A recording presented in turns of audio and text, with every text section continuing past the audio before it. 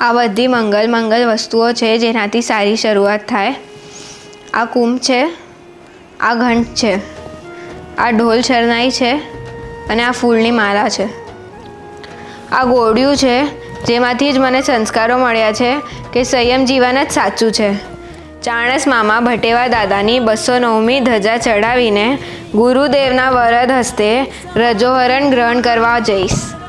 સંયમ જીવનમાં એવી સાધના આરાધના કરીશ કે 14 ગુણ સ્થાનક જલ્દી ચડીને મને સિદ્ધશિલામાં સ્થાન મળે.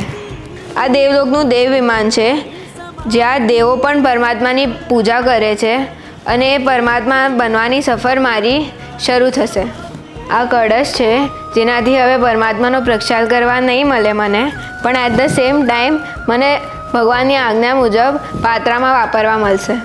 ભગવાન જોડે વિરતી વિવાહ કરવા હું રેડી થઈશ અને ડોલીમાં બેસીને સમાવસરણમાં પ્રભુની સમક્ષ રજોહરણ ગ્રહણ કરીશ.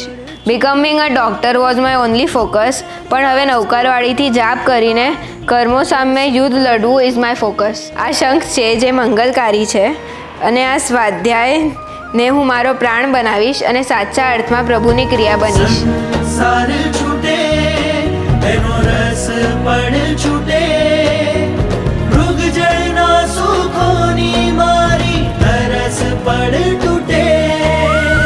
આત્મગુણોની હો વ્યાપ્તિ, ભવ ભ્રમણાની સમાપ્તિ.